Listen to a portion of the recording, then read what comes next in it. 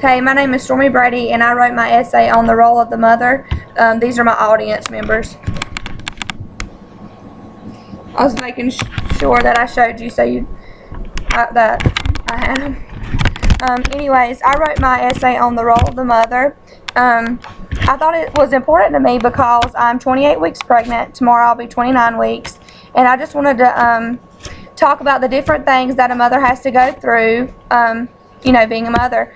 Being a mother is selfless, and it's very, there's another human being relying on you whenever you are a mother. I am only 29 weeks, and I've not even had my baby yet, but I do know that I love my child more than I love anything else, and I would do anything to protect her. One of the points I made was that a mother, well, actually all 3 points were that a mother is sometimes the friend. The mother has to play the role as the father sometimes, and also the mother plays as the protector. I'll start off by the father. When I decided to do this point, I decided to do this because many times women get pregnant and the men step out. It is very important to have both mother and father in a child's life. The reason for this is because, whenever a mama and a daddy have a baby, there's half and half, genetically. Traits that your daddy have, you also have, and things that your mama have, you also inherit. Whenever a man steps out of his child's life, it just adds more burden onto the mother. For example, not only financial burden, but also children that grow up with an absentee father can have behavioral issues.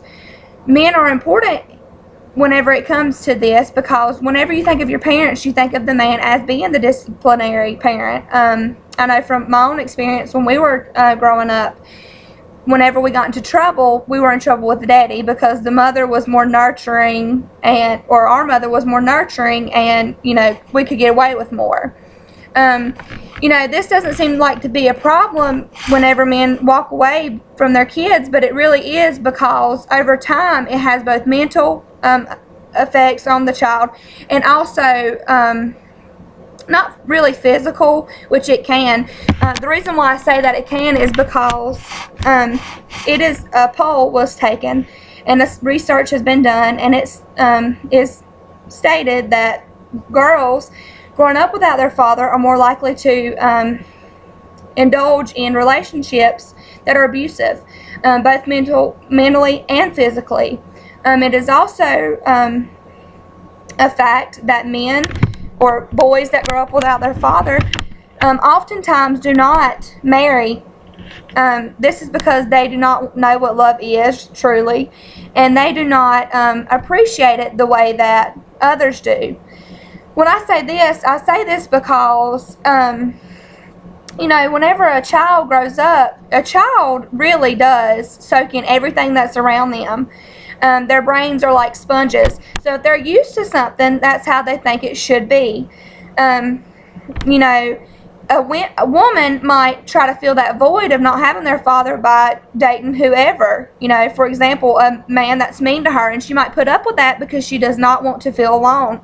Behavioral issues that can happen whenever a father is not around are also serious.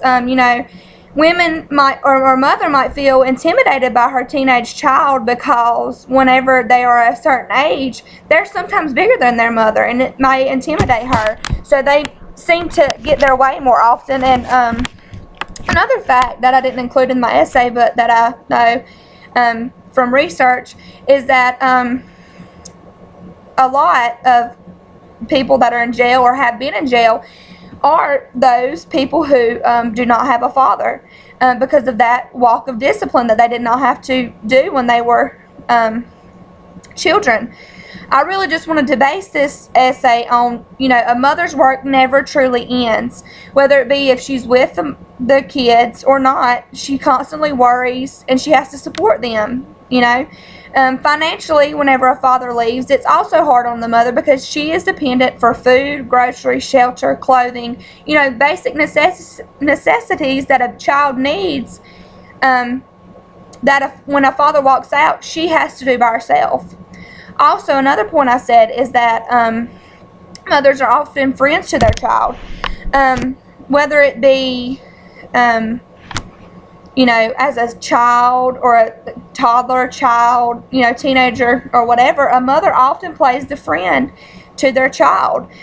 Sometimes it's like the world's against you, but your mother will always have your back. I talked about bullying in this point because bullying is a real thing and it needs to be addressed.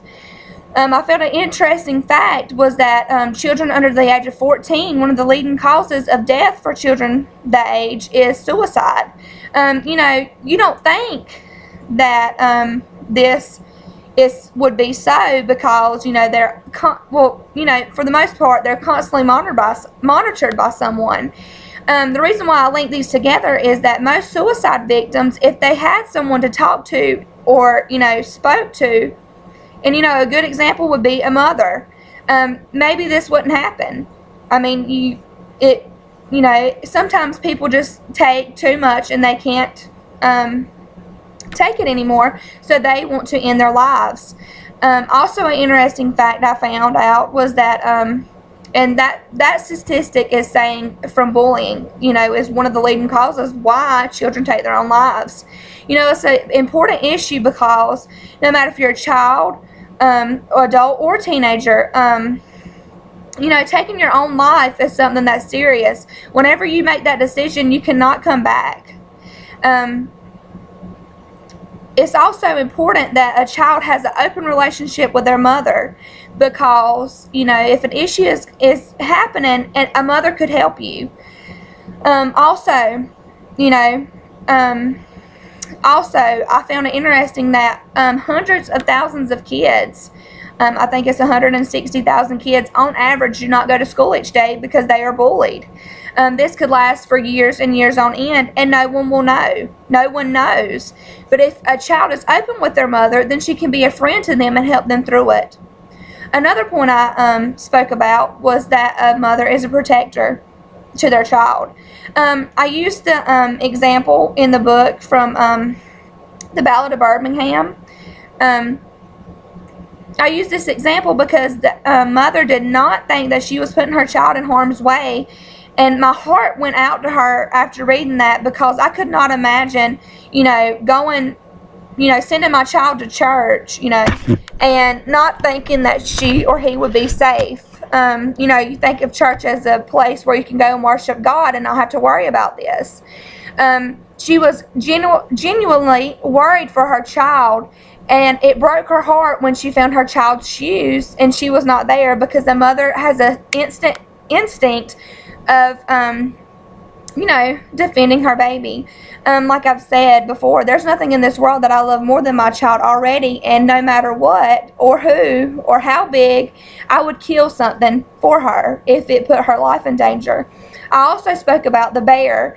Mothers have an automatic instinct of protection to their child. As soon as you find out you're pregnant, you want to start eating right, you want to stay away from harm, not smoking, anything like that.